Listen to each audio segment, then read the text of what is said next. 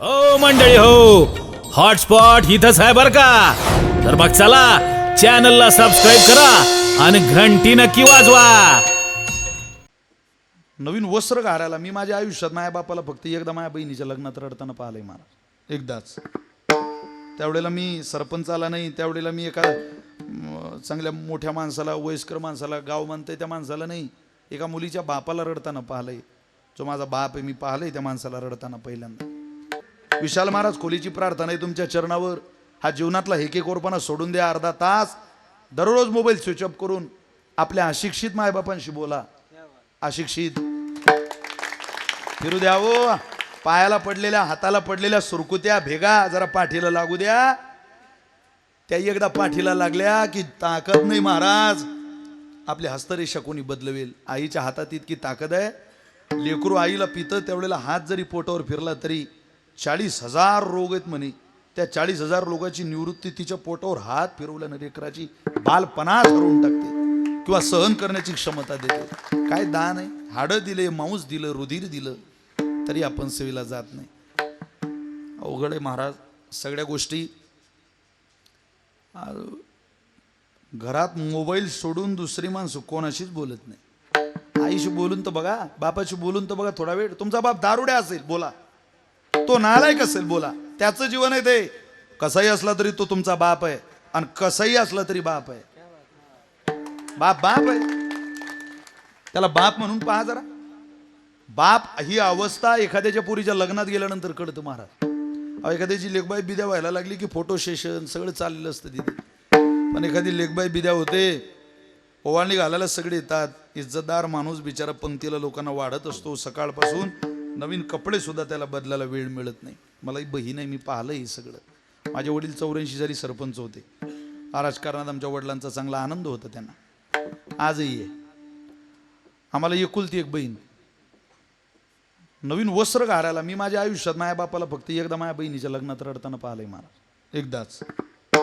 त्यावेळेला मी सरपंचाला नाही, त्यावेळेला मी एका चांगल्या मोठ्या माणसाला, वयस्कर माणसाला, गाव म्हणते त्या माणसाला नाही, एका मुलीच्या बापाला रडताना पाहिलंय. जो माझा बाप आहे मी पाहिलंय त्या माणसाला रडताना पहिल्यांदा.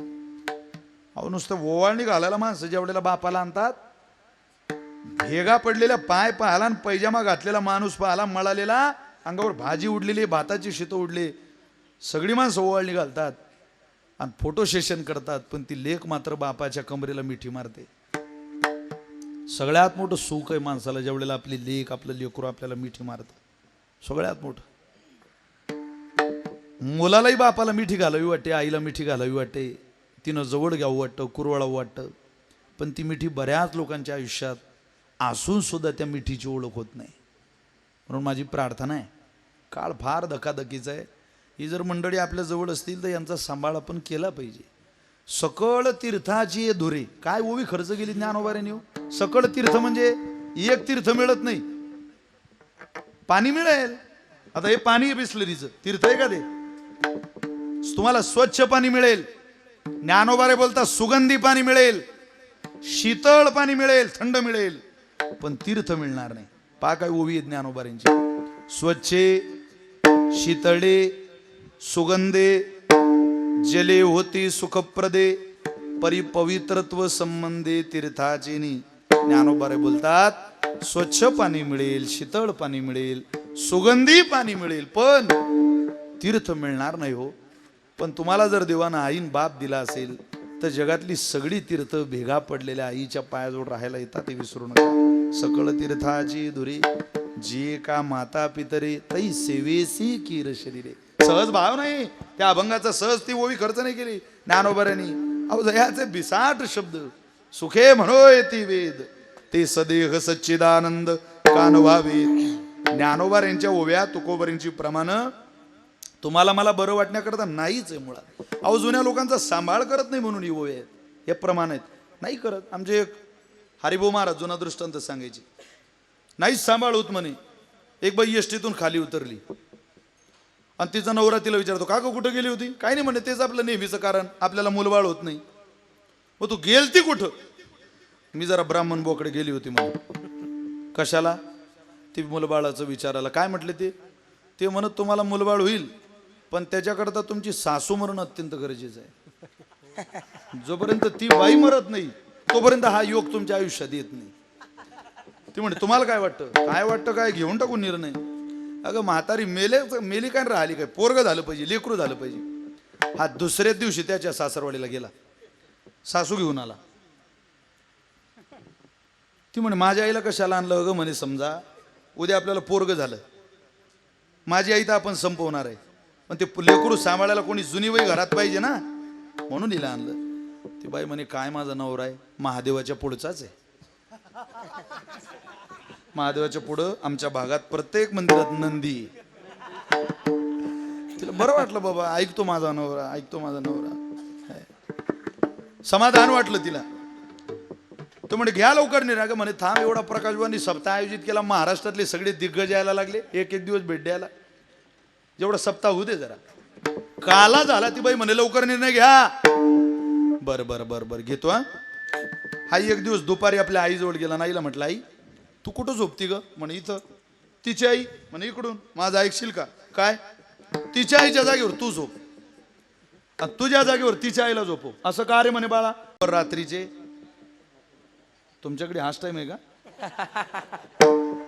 12 वाजले. दगड घेतला आणि आपले गेले म्हातारीजवळ. दगड घालणार तो वर नवरा म्हणतो एकदा पाय नाही तर तुझी आहे की माझी. ती बाई म्हणे तुमचीच आई आहे, घाला तुम्ही दगड. दगड घालता बरोबर तोंड सुद्धा पाहू दिलं नाही, तशीच म्हातारी पोत्यात घातली. हरिभाऊ सांगायची आमच्या मुक्ताबाईच्या फळावर गोड कीर्तनकार. नदी आहे का तुमच्या गावात सोनीमुआ? चांगलं गाव आहे तुमचं. पोतं घेऊन नदीला गेले, फेकलं पोतं नदीत. तिकडून येताना ती बाई एकदम खुश. हा आता मला इथून सांगता येत नाही तिचं, लयच खुश होती. आता खुश होण्याचे सुद्धा तरंग बदलले लोकांचे, फार बदलत चाललंय दिवसेंदिवस सगळं. इतकं बदललं काय सांगावं आता. ते तर खुश, हा बी खुश. ती म्हणे आता याला काय झालं, लग्न लोकांचं नाचतंय म्हणे येड्या डोक्याचं, याला काय झालं खुश व्हायला. तो म्हणे तू घरी चाल, तुला झोप लागे ना. ती रवी लावायला बसली. हरिभाऊ म्हणायची रात्री रवी लावायला. रवी लावताना ती गाणं म्हणायची, घुसळम घुसळम लावते रई सासूबाई गेल्या पाण्यातही, घुसळम घुसळम लावते रई सासूबाई गेल्या पाण्यातही, घुसळम घुसळम लावते रई सासूबाई गेल्या पाण्यातही. रई म्हणजे रवी, ते रई म्हणायची विदर्भ. तो म्हणजे थांब जरा, तू दिवस निघू दे, तू बीपी कधी लो नाही झाली तर तू आपलं नाव बदलून ठेवतो सकाळी. पण तिला कळच नाही घे ना बा, तिचं चाललंच ते घुसळम घुसळम लावते रई सासूबाई गेल्या पाण्यातही. याने घेतली बादली, बसला गाई खाली. गाईच्या कासवर पाण्याची थाप मारली, तिच्याकडे पाहतो. ती म्हणते घुसळम घुसळम लावते रई सासूबाई गेल्या पाण्यातही. हा म्हणतो दुदम दुदम दुबतो काय, वाहून गेली तुही माय, घरात आहे पठ्ठ्याची माय, पटत नशीन तर जाऊन पाय. हरिभाऊ याच्यावर एक प्रमाण म्हणायची, अनिकाच्या घाते मानिता संतोष, सुख दुःख दोष अंगाला गे, सुख दुःख दोष अंगाला. माणिकाच्या घाते मानिता संतोष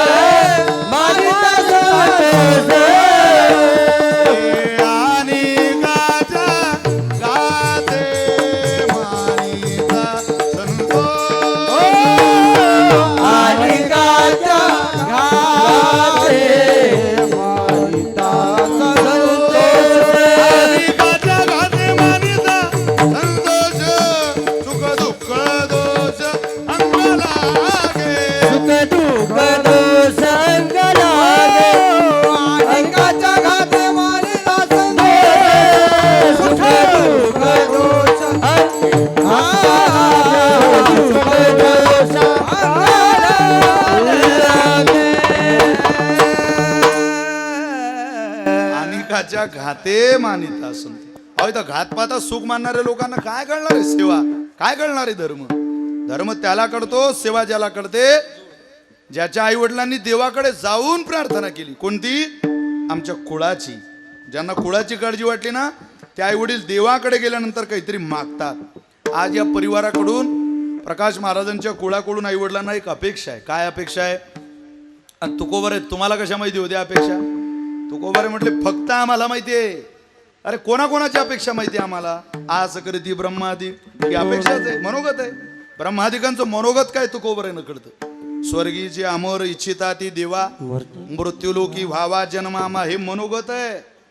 जसं स्वर्गातल्या देवतांचं, ब्रह्मादिकांचं मनोगत तुकोबाऱ्यानं कळतं, त्यार्थी आपल्या आई वडिलांचं सुद्धा मनोगत तुकोबाऱ्यानं कळतं.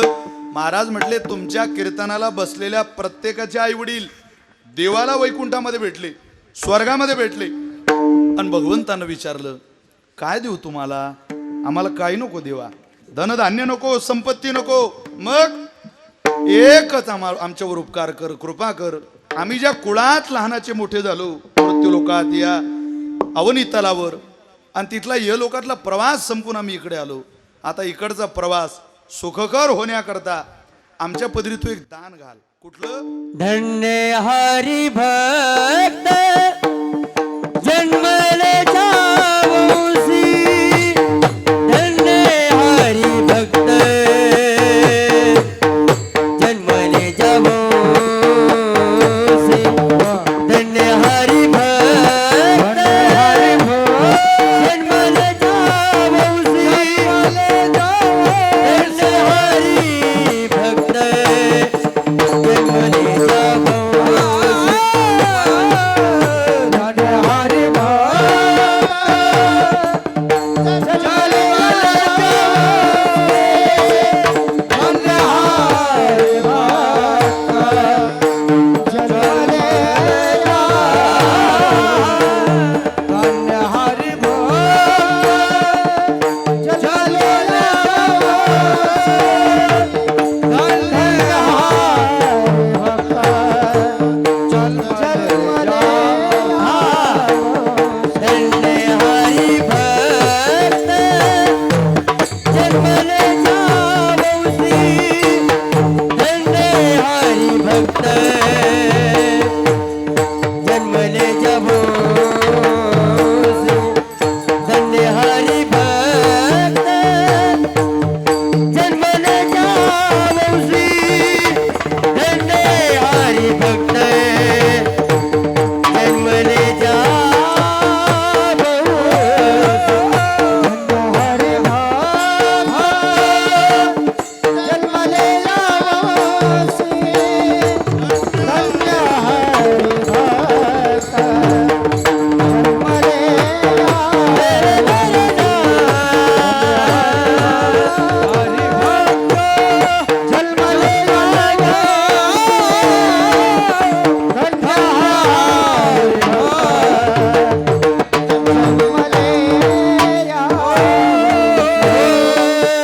सकळ कुळा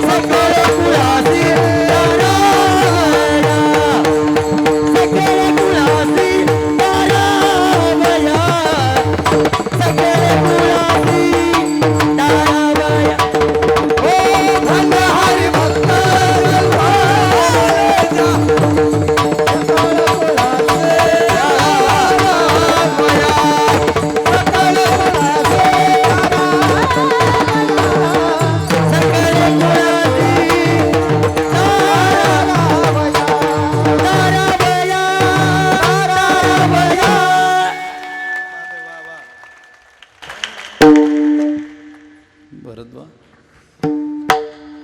तुमच्यावर कृपा आहे भगवंताची.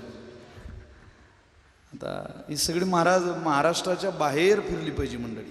महाराष्ट्राच्या बाहेर आशीर्वाद म्हणजे किती भक्कम हात आहे. नुसतं हात नाही, अख्खं शरीर आहे भक्कम तुझ्या मागे. हालू सुद्धा देणार नाही तुम्हाला, इतका आशीर्वाद आहे गुरूंचा. श्री गुरु मोठ्या मनाची.